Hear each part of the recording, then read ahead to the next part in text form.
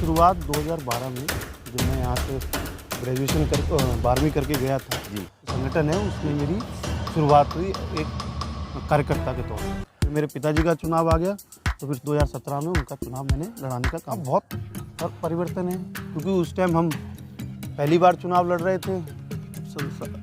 संसाधन हर तरीके से हम पीछे थे कि लोगों की अब जो सियासत है अब पढ़े लिखे लोगों की रह गई है। तो जाहिर सी बात है जब पढ़ा लिखा आएगा तो चेंज लाएगा, हर तरीके नई सोच नई उमंग के साथ काम करेगा। तो चीज़ें आज की पब्लिक को चाहिए होती, एक लाइट और एक रोड और एक अच्छी और अपना हॉस्पिटल। सोशल मीडिया, सारी सियासी पार्टियां, सारे धुरंधर नेताओं की नज़र रहती है।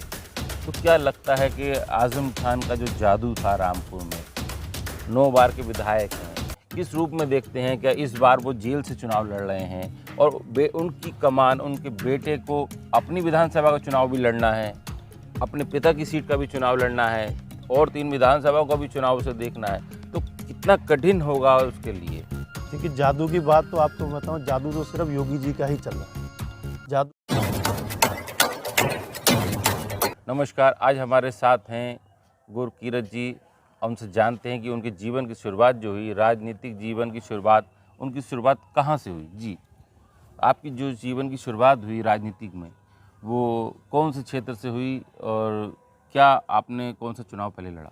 मेरी शुरुआत 2012 में जब मैं यहाँ से ग्रेजुएशन कर 12वीं करके गया था जी। तो दिल्ली विश्वविद्यालय में अखिल भारतीय विद्यार्थी परिषद, जो कि छात्र संगठन का सबसे बड़ा संगठन है, उसमें मेरी शुरुआत हुई एक कार्यकर्ता के तौर पर। आपकी वो पहली शुरुआत थी। उसके बाद आपने कौन सा चुनाव लड़ा? उसके बाद मैंने फिर संगठन में काम किया। वहाँ 2012 से लेकर 2017 तक विद्यार्थी परिषद में संगठन में मैं लगातार कार्य करता रहा। फिर मेरे पिताजी का चुनाव आ गया तो फिर 2017 में उनका चुनाव मैंने लड़ाने का काम किया। आपने अपने पिताजी का चुनाव लड़ाया और वो जीत भी गए, सरकार बन गई। उसके बाद अब फिर सेकंड चुनाव है। क्या लगता है कि उस चुनाव में और इस चुनाव में क्या परिवर्तन देखने को मिल रहा है? हाँ, बहुत परिवर्तन है क्योंकि उस टाइम हम पहली बार चुनाव लड़ रहे थे। अब संसाधन हर तरीके से हम पीछे थे। 2 बार के विधायक थे यहाँ पे, उनको भी हराना था। और इस बार तो बिल्कुल ऐसा है कि हमने काम किया, 5 साल जनता के बीच में रहे, सुख दुख में रहे, तो पिछली बार से तो बहुत फ़र्क है। तो क्या लगता है कि आप भी अपनी राजनीतिक जो पृष्ठभूमि है उसको तैयार कर रहे हैं आगे के लिए? देखिए ये तो वक्त बताएगा कि तैयार कर रहे हैं कि नहीं कर रहे हैं, लेकिन हाँ भाई पिताजी के साथ लगे हैं, आगे भविष्य जो होगा वो करेंगे। अच्छा, बात करें, आपने अपनी एजुकेशन लाइफ से शुरुआत की राजनीति की। क्या लगता है कि जो राजनीतिक में कम पढ़े लिखे लोग आए उससे फ़र्क पड़ा या अब नई जनरेशन जो पढ़ लिख कर आ रही है राजनीति में उससे बदलाव होगा? बिल्कुल पढ़े लिखे लोगों की अब जो सियासत है अब पढ़े लिखे लोगों की रह गई है। तो जाहिर सी बात है जब पढ़ा लिखा आएगा तो चेंज लाएगा, हर तरीके नई सोच नई उमंग के साथ काम करेगा, तो सियासत में बहुत बदलाव आएगा। आपको क्या लगता है कि क्या किस तरीके का बदलाव होना चाहिए? सरकार में किन मुद्दों पर जोर देना चाहिए? क्या मोटिव जो हैं वो सरकार को मजबूती से रखना चाहिए और उस पर काम करना चाहिए? देखिए 2 ही चीज़ें आज की पब्लिक को चाहिए होती, एक लाइट और एक रोड और एक अच्छी और अपना हॉस्पिटल। इन 3 चीज़ों पे बहुत ज़्यादा सरकार को जोर देना चाहिए और हम भी इसी पे ही जोर दे रहे हैं। हमने 5 साल सड़क पे और बिजली के क्षेत्र में ही काम करने का काम किया है। अच्छा, जिस तरीके से रामपुर एक हॉट सीट मानी जाती है, उत्तर प्रदेश के बाद रामपुर एक ऐसा नाम है जिसको लेकर सारी नेशनल मीडिया, सारी सियासी पार्टियां, सारे धुरंधर नेताओं की नज़र रहती है।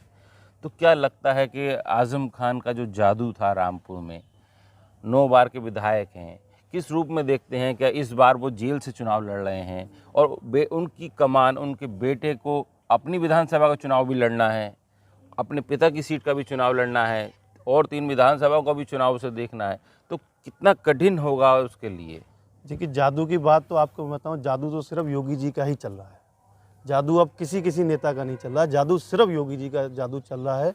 और इस चुनाव में पता लग जाएगा, समाजवादी 5 की 5 सीटें भारतीय जनता पार्टी जीतेगी क्योंकि लोगों ने इनकी गुंडागर्दी देखी है। आज बिलासपुर में आप चौराहे पे बात करेंगे तो यही कहते हैं कि हमें ये 5 साल हमारे बहुत सुखी बीते हैं, हमें यही सरकार चाहिए। उसी जनता ने उन्हें 9 बार जिताया।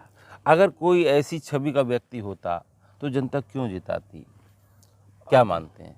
अब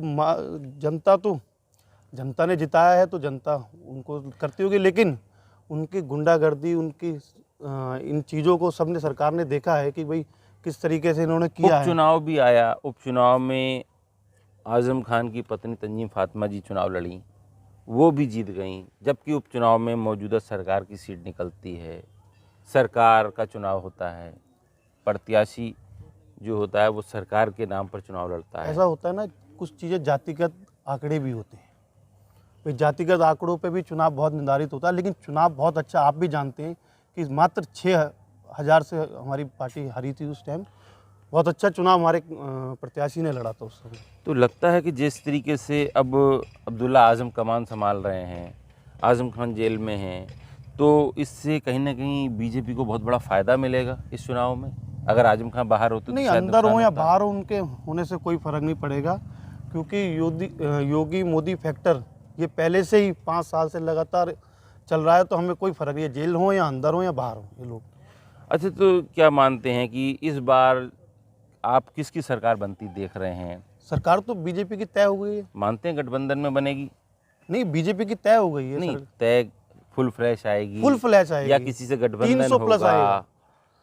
सरकार तो तय हो गई है, अब तो सीटें कितनी बढ़ती हैं चुनाव में ये देखा जाएगा। तो जो किसान आंदोलन हुआ, वो किसानों का जो रोष था, क्या मानते हैं कि सरकार उनको मनाने में कामयाब रही है? बिल्कुल मनाने में कामयाब रही है।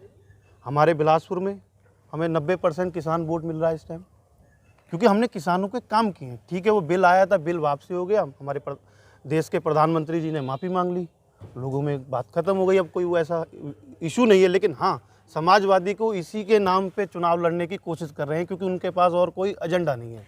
अच्छा, अब चुनाव प्रचार थम गया है, आपने पूरे चुनाव में बहुत मेहनत की, जिस तरीके से सारी ये कहिए कि दारोमदार आपकी व्यवस्था आप ही देख रहे थे, और क्या लगता है इस चुनाव में और जो पिछला चुनाव था उसमें कितना बड़ा परिवर्तन आपको देखने को मिला इस बार? मैं आपको बता रहा हूँ, लोग काम, चाहे वो प्रचार हो या कुछ भी हो। देखिए, कुछ कोरोना के नियम भी लागू थे, मतलब बड़ी रैली हम नहीं कर पाए, बहुत कम समय मिला, लेकिन उसके बावजूद भी काफ़ी फ़र्क हुआ। हमें पर्सनली हमें बहुत, क्योंकि लोगों ने हमें सराहना की है कि हमने 5 साल जनता के बीच रहे हैं, जनता का काम किया है, इसलिए लोग हमें बहुत प्यार दे रहे हैं, गांव-गांव बहुत ज़्यादा प्यार, पहले से ज़्यादा प्यार दे रहे हैं। चुनाव प्रचार थम गया है, आपने, सरकार ने, पार्टी ने जितनी ताकत लगानी थी प्रचार में लगा दी। अब क्या अपील करेंगे वोटर्स से कि वो अपने मत का प्रयोग करे और वोट करे?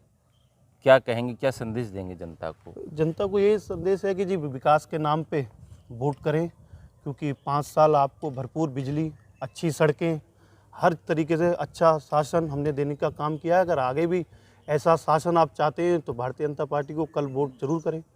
अच्छा, दूसरी बात, लगता है कि भविष्य में जो राजनीति है अब युवाओं को मिलनी चाहिए, कांग्रेस इसको दरकिनार करती जा रही है और कांग्रेस के लोग पार्टी छोड़ छोड़ के जा रहे हैं। देखिए, मैं आपको बताऊं कि युवाओं को भी मिलनी चाहिए, लेकिन टैलेंट के आधार पर मिलनी चाहिए।